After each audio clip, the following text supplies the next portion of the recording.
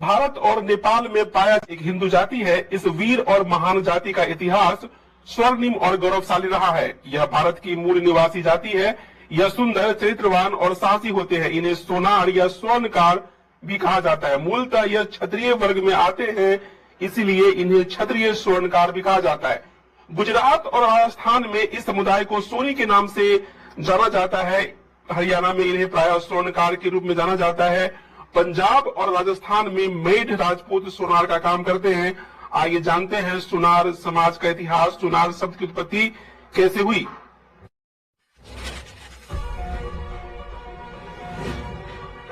सुनार शब्द की उत्पत्ति संस्कृत के शब्द स्वर्णकार से हुई है।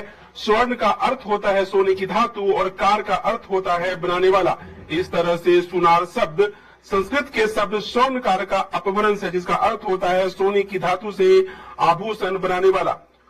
सभ्यता के आरंभ में निश्चित रूप से कुछ ऐसे लोग जो सोने और बहुमूल्य धातुओं से आभूषण बनाने की कला में निपुण थे, पीढ़ी दर पीढ़ी काम करते हुए उनकी एक जाति बन गई, जिसे आम बोलचाल की भाषा में सुनार कहा जाने लगा। समय के साथ सुनार जाति के व्यवसाय को अन्य वर्ण और जाति के लोगों ने भी अपनाना शुरू कर दिया और वे स्वर्णकार कहलाए। इसका अर्थ यह हुआ कि स्वर्णकार किसी अन्य जाति के भी हो सकते हैं।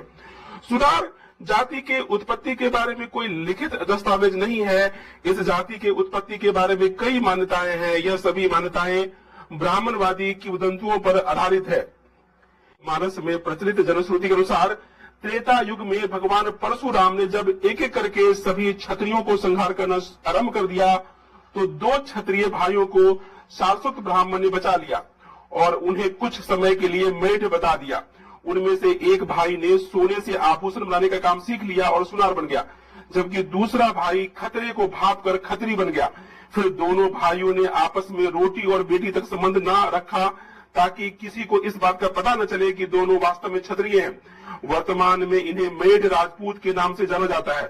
यह वही राजपूत है जिन्होंने सोने के आभूषण बनाने को अपना पारंपरिक कार्य के रूप में चुना है। इतिहास में झांकने पर प्रकाशपुंज की भांति जो महामानव दृष्टि गोचर होते हैं, वे ही उस जाति के लिए संबल और प्रेरणा स्रोत हुआ करते हैं, जिन्हें वह जाति अपने पितृ पुरुष के रूप में मानती है। इसी तरह मैं क्षत्रिय स्वर्णकार समाज श्री महाराजा अजमेर जी को अपना पितृ पुरुष आदि पुरुष मानती है। वैसे